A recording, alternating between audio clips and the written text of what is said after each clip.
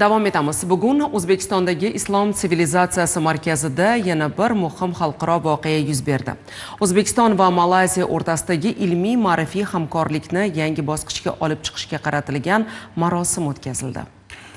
Ta'kidlash joiz, so'nggi yillarda ikki davlat o'rtasidagi aloqalar nafaqat siyosiy va iqtisodiy, balki ilm-fan, ta'lim va madaniyat sohalarida ham izchil rivojlanib bormoqda. Bugungi uchrashuv ana shu hamkorlikning navbatdagi amaliy ifodasi bo'ldi. O'zbekiston Malayziya ilmiy hamkorligi rivoji yo'lida yana bir muhim qadam qo'yildi. Ayni daqiqalarda Islom sivilizatsiyasi markazi, Imom Moturidiy nomidagi Xalqaro ilmiy tadqiqot markazi hamda Malayziyaning Milliy universiteti hamkorligida xalqaro anglashuv memorandumlari ayni shu maqsadda imzolanmoqda. Anjumanda so'zga chiqqanlar O'zbekiston va Malayziya o'rtasidagi aloqalar so'nggi yillarda mutlaqo yangi mazmun kasb etganini alohida ta'kidladilar. Xususan, Islom sivilizatsiyasi markazi direktori Firdavs Abduxoliqov ikki mamlakat rahbarlarining sa'y-harakatlari tufayli tarixiy rishtalar bugun ilm-fan, ta'lim va madaniyat sohalarida amaliy hamkorlikka ulanganligini alohida ta'kidladi. Yaqinda markazimizda Malayziya qirolichasi Raja Zarid Safiya Hazrat Oliyalari ishtirokida islom sivilizatsiyasida ilmiy an'ana, manbalar, imkoniyatlar va dolzarb masalalar mavzusida xalqaro anjuman bo'lib o'tgan edi. Ushbu nufuzli tadbir O'zbekiston va Malayziya o'rtasidagi ma'naviy yaqinlik, ilmiy muloqot va mushtarak qadriyatlarni yorqin namoyoni bo'ldi. Do'stona uchrashuvning eng muhim voqeasi hamkorlik memorandumining imzolanishi bo'ldi. Malayziya Milliy universiteti rektori professor Dato doktor Sufyan Jusoh kelgusi hamkorlik aloqalari yuzasidan bizga quyidagilarni ma'lum qildi.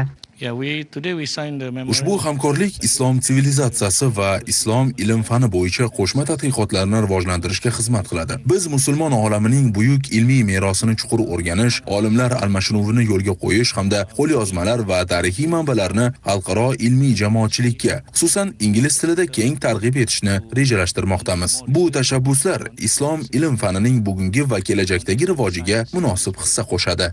Islom sivilizatsiyasi markazi va Malayziya Milliy universiteti hamkorligi rivoji yo'lida jonbozlik ko'rsatib kelayotgan Malayziya Milliy universiteti huzuridagi Institut Islom Xathari direktori professor Dato doktor Fariza Sham esa kelgusi hamkorlik yuzasidan bir nechta ma'lumotlarni ochiqladi.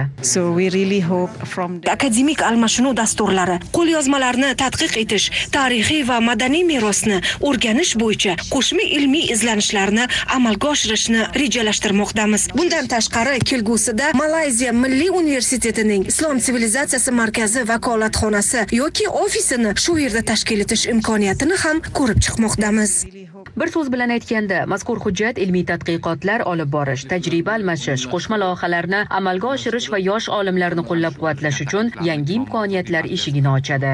Bular bizga masalan talabalarimizni almashuvini berishi mumkin, tadqiqotchilarimizni, ya'ni ikki davlat orasida malaka oshirish o'quvlarini tashkil qilish. Undan tashqari mana hozir Malayziya Milliy universiteti qoshidagi Islom instituti direktori Fariza Sham ham bu tadbirda ishtirok etdilar. Ularning ham biz ilm-fanga rivojiga hissa qo'shgan, islom sivilizatsiyasiga hissa qo'shgan asarlarni o'zbek tiliga tarjima qilsak, bu hali o'zbek xalqiga juda ko'plab ilmiy tadqiqot yo'nalishlarimizda foyda keltirishi mumkin. Poytaxtimizda ilm va ma'rifat yo'lida Malayziya va O'zbekiston o'rtasida barpo etilayotgan bu ko'prik kelgusida yangi tadqiqotlar, yangi loyihalar va yangi yutuqlarga zamin yaratishi shubhasiz. Nigora Elmurodova, Bobur Yo'ldoshev, Aziz Yangazakov, Zamon informatsion dasturi uchun.